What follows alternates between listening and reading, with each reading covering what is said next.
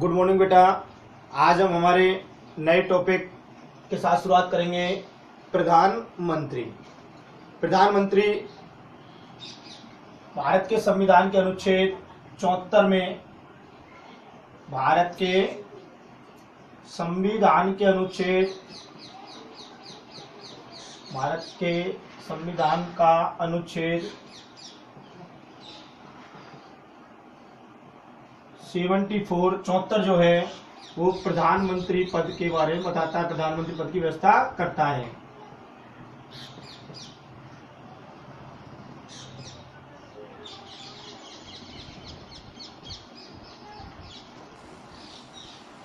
प्रधानमंत्री की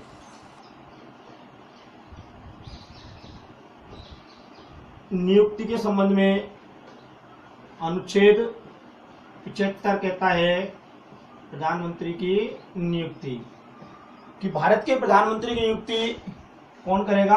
राष्ट्रपति। भारत के प्रधानमंत्री की नियुक्ति राष्ट्रपति करेगा। राष्ट्रपति कैसे करेगा?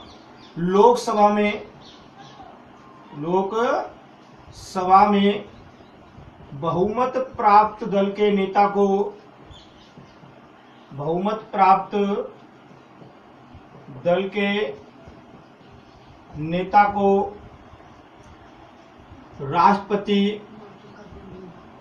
राष्ट्रपति प्रधानमंत्री बनाने के लिए अर्थात नियुक्त करने के लिए बाध्य है। लेकिन कुछ परिस्थितियों में वो अपने स्वयं विवेक का प्रयोग कर सकता है।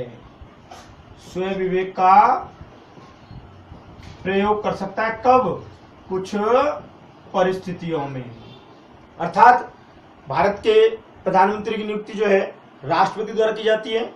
राष्ट्रपति लोकसभा में बहुमत प्राप्त दल के नेता को प्रधानमंत्री पद पर नियुक्त करने के लिए बाध्य है। कुछ परिस्थितियों में वे अपने स्वयं विवेक का प्रयोग कर सकता है। प्रधानमंत्री के कार्य। प्रधानमंत्री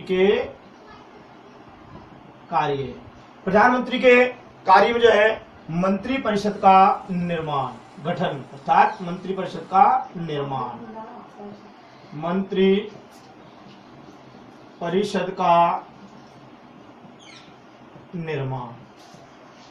प्रधानमंत्री के अपने पद पर नियुक्ति के बाद सबसे पहला कार्य जो है वो है मंत्रिपरिषद का निर्माण। प्रधानमंत्री ये तय करता है कि अपनी मंत्रिपरिषद में कितने मंत्री होंगे, कौन कौन मंत्री होंगे। वैधानिक सीमा के अंदर रहते हुए प्रधानमंत्री का पहला कार्य है मंत्रिपरिषद का निर्माण। दूसरा है मंत्रियों में विभागों का बंटवारा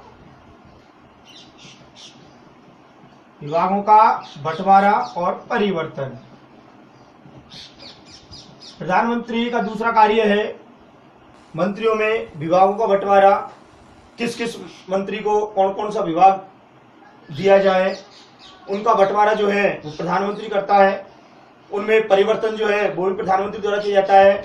और सामान्यतः प्रधानमंत्री द्वारा लिए गए निर्णय या प्रधानमंत्री द्वारा जो विभागों का बंटवारा किया जाता है उस पर सामान्यतः कोई आपत्ति नहीं की जाती। तीसरा है शासन के संचालन के संबंध में, शासन के संचालन की शक्ति अर्थात विभिन्न विभागों के बीच में शासन के संचालन से संबंधित नियम कौन बनाता है? प्रधानमंत्री। प्रधानमंत्री जी जो है वही मंत्रिमंडल की बैठकों की अध्यक्षता करता है। मंत्रिमंडल की जो कार्यवाही है उसमें उन्हीं बिंदुओं पर चर्चा की जाती है जो प्रधानमंत्री के एजेंडे में होते हैं। चौथा है लोकसभा का नेता।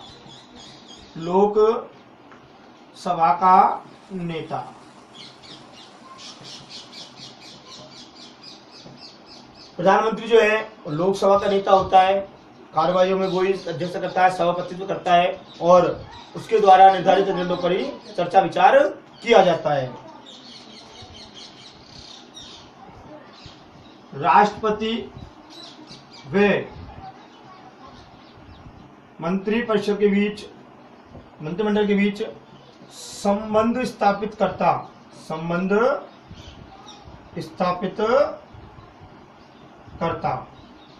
अर्थात राष्ट्रपति से महत्वपूर्ण मामलों में विचार विमर्श प्रधानमंत्री करता है और राष्ट्रपति के द्वारा जो विचार है, राष्ट्रपति जो बातें हैं उनसे मंत्री परिषद को, मंत्रिमंडल को जो है वो भी प्रधानमंत्री अवगत कराता है।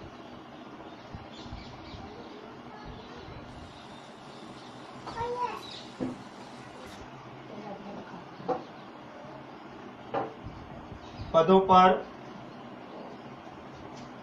नियुक्ति के संबंध में जो महत्वपूर्ण पद हैं, उन महत्वपूर्ण पदों पर नियुक्ति सामान्यतः संवैधानिक व्यवस्था के अनुसार राष्ट्रपति करता है। कौन करता है? राष्ट्रपति। लेकिन व्यवहार में राष्ट्रपति उन पदों पर नियुक्ति करते समय प्रधानमंत्री से परामर्श या प्रधानमंत्री की इच्छा अनुसार ही करता है। इस प्रकार प्रधानमंत्री के कार्य मंत्रिपरिषद का निर्माण, मंत्रियों विभागों का बंटवारा, शासन के विभागों का संचालन, आपसी समन्वय बना के रखता है उन विभागों बीच में, लोकसभा का नेता होता है, राष्ट्रपति और मंत्रिमंडल के बीच संबंध स्थापित करता होता है, सेतु को कार्य करता है और विभिन्न पदों पर जो राष्ट्रपति संवैधानिक व्यवस्था के अनुसार उच्च महत्वपूर्ण पदों पर राष्ट्रपति नियुक्ति करता है, वह नियुक्ति व्यवहार में सामान्यतः वो प्रधानमंत्री की इच्छा से या उसके परामर्श के अनुसार ही करता है। दूसरा टॉपिक हम इसके साथ ही लेते हैं, मंत्री परिषद। मंत्री परिषद अर्थात संघीय मंत्री परिषद। संघीय मंत्री परिषद, संघीय मंत्री परिषद के बारे में हम देखेंगे कि प्रधानमंत्री की नियुक्ति के बाद सबसे पहला कार्य है मंत्रिपरिषद का निर्माण। संविधान के अनुच्छेद 75 में यह बताया गया है कि प्रधानमंत्री की नियुक्ति राष्ट्रपति करता है। प्रधानमंत्री नियुक्ति राष्ट्रपति करता है। राष्ट्रपति को ही कार्यपालिका का वैधानिक प्रधान माना गया है। समस्त कार्यपालिका शक्ति जो है वो राष्ट्रपति में निहित है। समस्त कार्यपालिका शक्ति राष्ट्रपति में निहित है।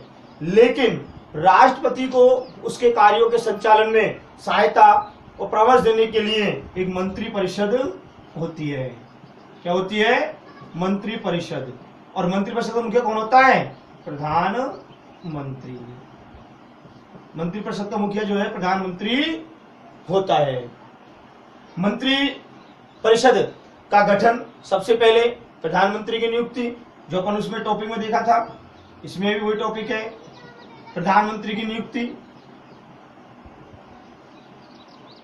प्रधानमंत्री की नियुक्ति के बाद दूसरा जो है वो मंत्रियों की नियुक्ति, अन्य मंत्रियों की नियुक्ति राष्ट्रपति करता है, लेकिन वो प्रधानमंत्री के परामर्श से ही करता है। मंत्रियों के बीच उनके कार्यों का विभाजन,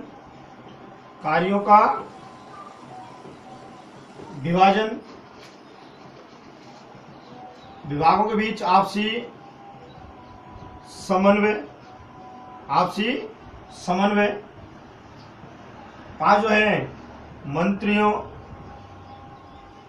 की योग्यता, ये अलग टॉपिक है, अलग बिंदु है, समझना है। मंत्रियों की योग्यता अर्थात मंत्रिपरिषद में जो मंत्री होंगे उनके लिए क्या योग्यता है। सामान्यतः मंत्री बनने के लिए संसद के किसी सदन का सदस्य होना आवश्यक है। अर्थात संसद के किसी सदन का सदस्य होना आवश्यक है मंत्री मंडल का सदस्य बनने के लिए, मंत्रिपरिषद का सदस्य बनने के लिए, मंत्री बनने के लिए। लेकिन यदि कोई मंत्री बना दिया जाता है और वो संसद के किसी सदन का सदस्य नहीं है, तब उसे 6 माह के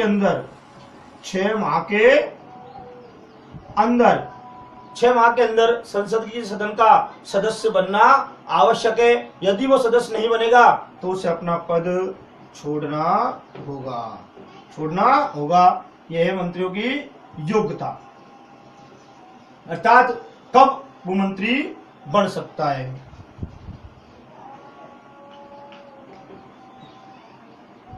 मंत्रिपरिषद का मतलब कार्यकाल, जो कार्यकाल कोई निश्चित नहीं है, क्योंकि मंत्रिपरिषद जब तक अपने पद पर रहती है जब तक उसे संसद का विश्वास प्राप्त है, संसद का विश्वास प्राप्त है।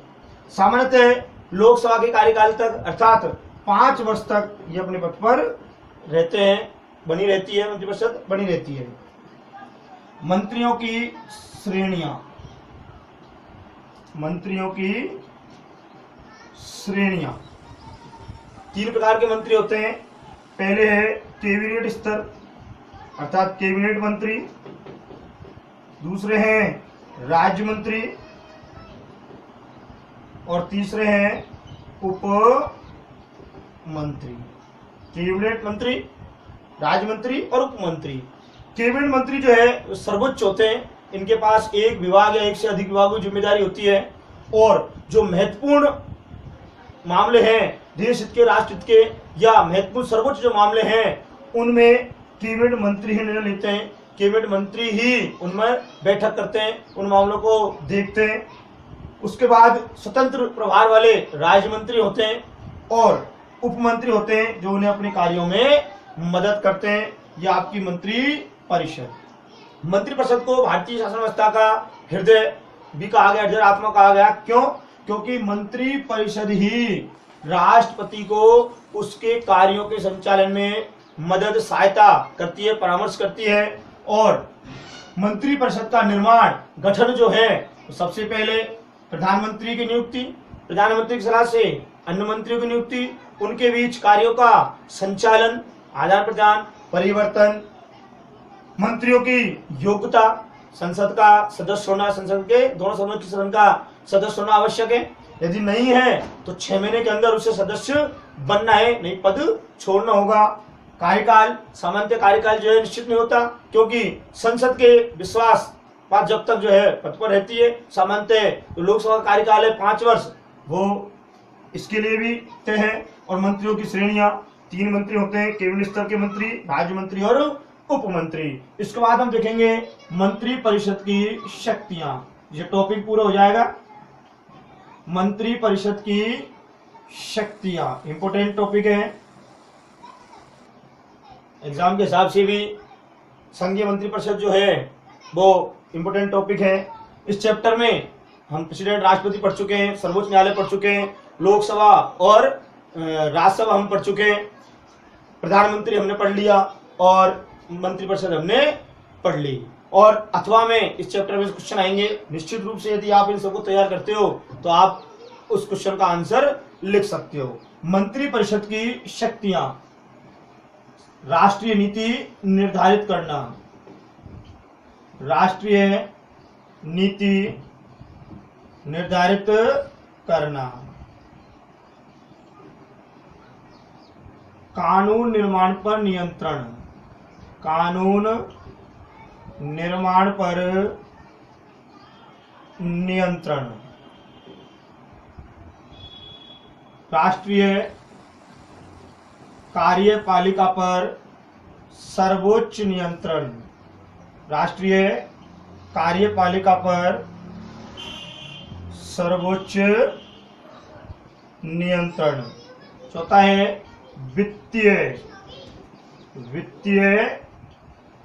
शक्ति। 5वां है वैदेशिक मामलों के संबंध में, वैदेशिक मामलों के संबंध में शक्ति। और छठा है सर्वोच्च पदों पर नियुक्ति के संबंध में। यह हमारे टॉपिक पूरा होता है।